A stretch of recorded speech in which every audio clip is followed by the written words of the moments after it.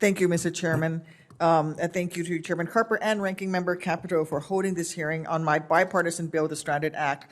My co-sponsor, Senator Collins, is not on the committee, but she sends her support of the Stranded Act and our need to get this bill passed and these communities the support that they need. As this committee will learn today from my constituents in the city of Zion, Illinois, there is a desperate need to pass the Stranded Act as soon as possible. However, our bipartisan proposal is not a new or radical idea. We're simply seeking to fulfill a promise Congress made 40 years ago, 4 decades ago, when it passed the Nuclear Waste Policy Act of 1982. I was still in high school. This law recognized that we need to safely dispose of and store nuclear waste in the interim. The federal government has a responsibility to help communities manage the decommissioning of a nuclear power plant. Specifically, Congress authorized assistance payments to help stranded communities to mitigate the social and economic impacts of being stuck with spent nuclear waste. Yet, to this day, communities like Zion have not received their assistance. Instead, the city of Zion has lost hundreds of jobs and millions in tax revenue and have deprived of the valuable lakefront property that could be the base for future economic growth. That was never the deal. The federal government and nuclear industry promised communities like Zion that in exchange for their patriotic efforts to help our nation generate zero emissions power, they would not only receive jobs and economic growth, but ultimately the nuclear plants would be decommissioned, the waste safely removed, and the land returned for future use. Now, I recognize that a long-term storage solution will not be solved overnight. However, that is no excuse to abandon my constituents in Zion and Americans throughout the country. The social and economic impacts of having an industry leave overnight are brutal, no matter the industry.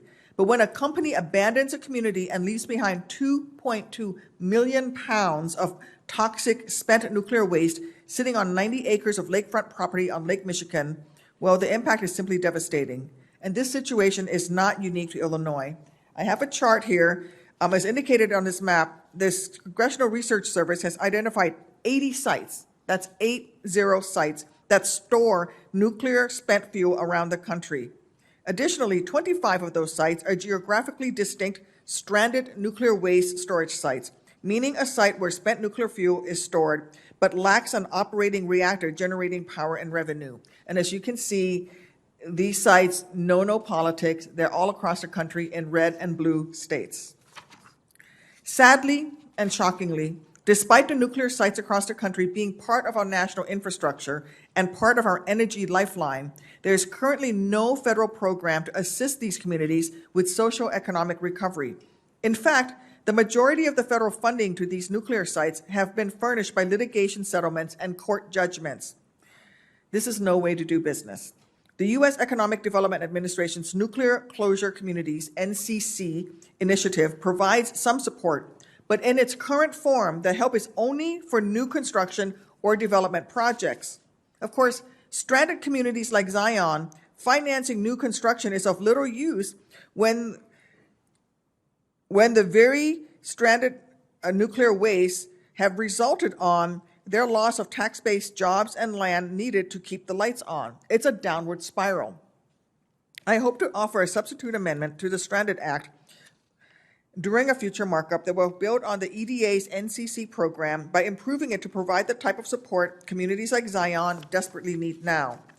The Stranded Act contains 3 pillars. First, the non-competitive economic impact grants will provide financial assistance to local governments where a nuclear power plant is located.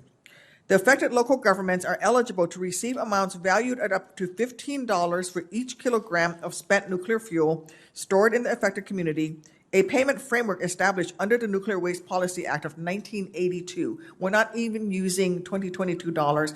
We are pegging this at the rate set in 1982 of $15 per kilogram.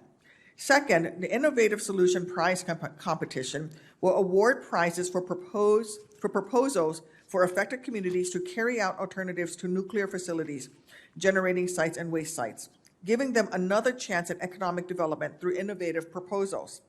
Finally, this bill would create a stranded nuclear waste task force to conduct a study on existing public and private resources for these affected communities and develop immediate and long-term economic adjustment plans tailored to the needs of each of the affected communities.